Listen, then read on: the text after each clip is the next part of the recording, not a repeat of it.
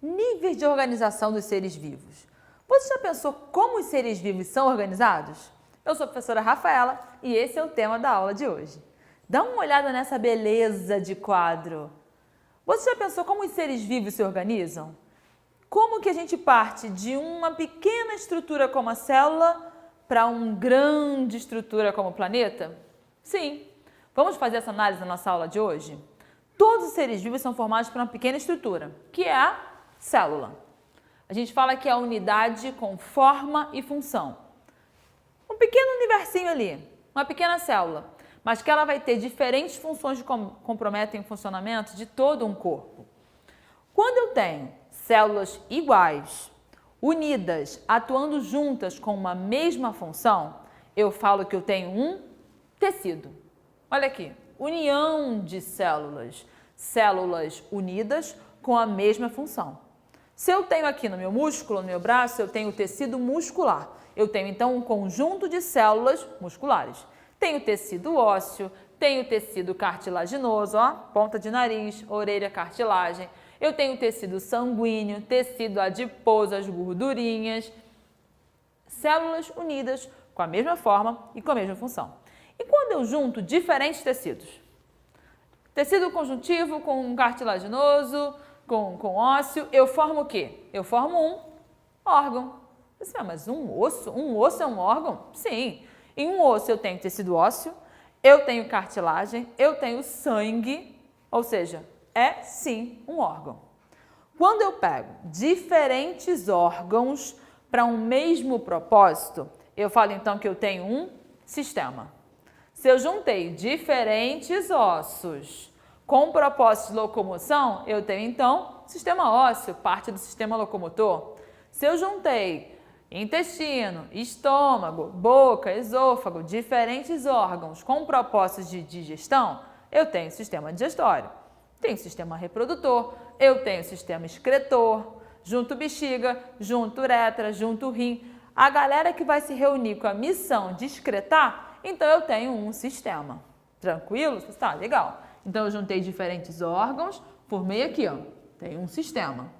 Quando eu tenho então vários sistemas reunidos, olhando aqui para um anfíbio, para um sapo, para uma rã, eu junto o sistema cardiovascular, coração, sistema locomotor, sistema nervoso, excretor, reprodutor, juntei vários sistemas diferentes, eu formo então ele, eu, você, um organismo. E aí, tenho aqui meu sapo, aqui um organismo, a gente tem uma definição para ele, uma espécie. Eu e você somos uma espécie, a espécie humana. Aqui eu tenho uma das várias espécies de anfíbios, várias espécies de mamíferos. O que é uma espécie? Uma espécie é um ser que ele consegue se reproduzir com outro e gerar um descendente fértil. Fala assim, hã? Como assim um descendente fértil? É um ser que ele consegue se reproduzir com outro, similar a ele, no ambiente natural, sem intervenção humana, precisamos lembrar disso, e vai gerar um ser fértil, um ser que também poderá se reproduzir. Qualquer anfíbio se reproduz com qualquer anfíbio? Não, eu tenho um sapo verde, ele vai se reproduzir, um sapo verde da Indonésia, ele vai se reproduzir com um sapo azul da Amazônia? São espécies diferentes. Cada espécie, ela vai ter as suas características genéticas. Então, o gorila é uma espécie, o mico-leão-dourado é outra espécie, o chimpanzé é outra espécie, são todos primatas, mas são espécies diferentes. Então, eu cheguei no organismo, eu cheguei na espécie que é a unidade para estudar as populações. Falei assim, caramba, então tudo começou lá no pequenininho, lá na célula. Eu fui aumentando a organização de tecidos, para órgãos, para sistema, para organismo, assim, legal. Então eu entendi o que é uma espécie, eu entendi que são seres similares que vão se reproduzir entre si e surge sempre uma pergunta, professora, é possível uma espécie diferente se reproduzir com outra? Normalmente não, porém, algumas espécies que são aparentadas entre si, elas podem se reproduzir e gerar um descendente que geralmente não é fértil. Então, você já ouviu falar, por exemplo, do ligre? Leão com tigre. Eu tenho espécies diferentes, mas que têm bastante semelhança genética. E eu formei um híbrido. Geralmente são coisas dedinho do ser humano aí, juntando espécies diferentes, mas pode acontecer. Você aí que é do sul, java-porco, não conhece java-porco? Porco com javali, espécies diferentes que se reproduziram e geraram descendentes. Normalmente não são férteis, mas pode acontecer de ser fértil. Então, o conceito de espécie, organismo, tranquilo. E quando eu junto várias espécies iguais num espaço? Eu junto um conjunto de leões, um conjunto de mico-leão dourado ou um conjunto de anfíbios, nesse caso aqui, de sapos. Eu tenho uma população. O que é uma população? População são seres da mesma espécie vivendo em um mesmo local. Show?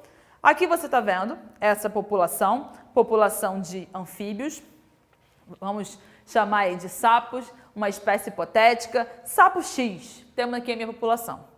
Essa população, ela tem uma série de fatores que afetam ela. Ela não está isolada do mundo. Estamos aqui, nós, o nosso grupo, e nada nos afeta. Muitos fatores afetam populações. Fatores climáticos, fatores reprodutivos. Se tiver mais macho que fêmea, vamos ter dificuldade.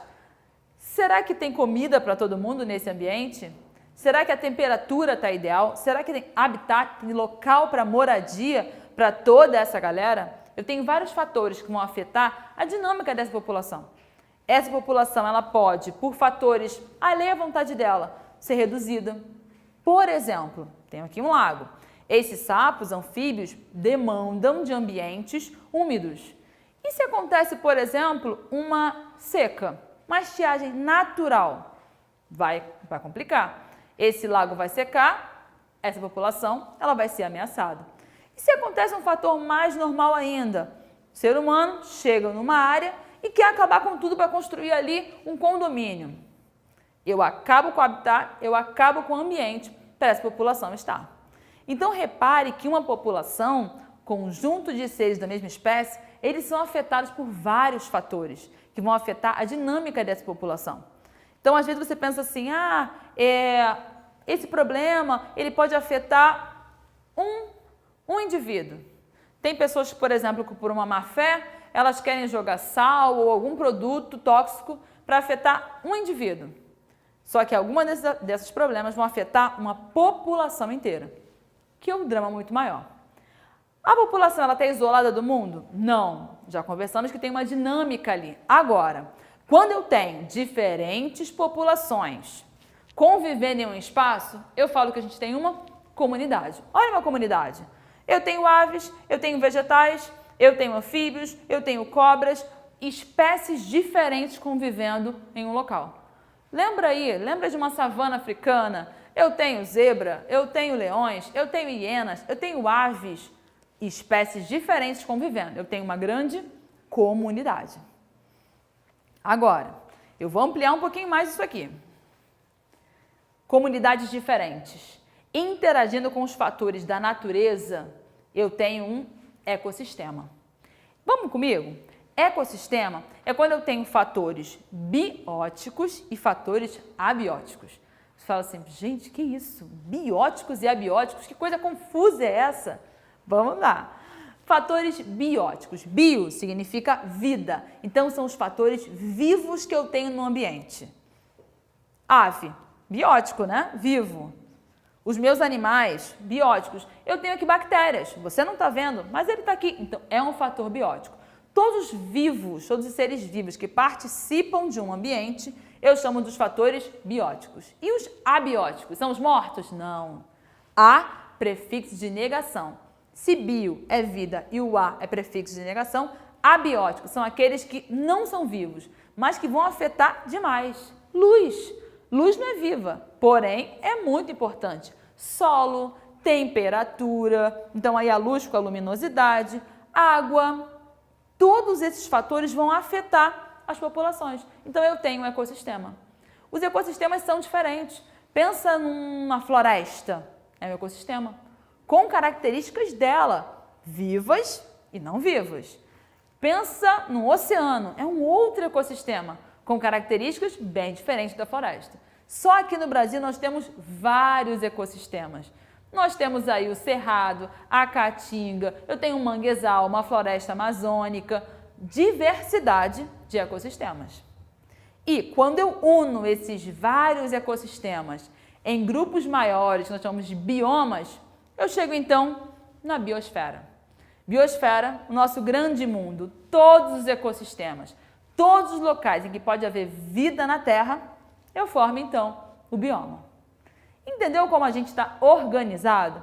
É como se a gente pegasse uma pequena pecinha e essa pequena pecinha faz parte de uma grande engrenagem. Então, uma pequena célula, ela vai fazer parte desse todo.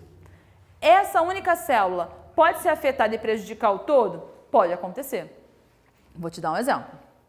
Agrotóxicos. Já ouviu falar disso?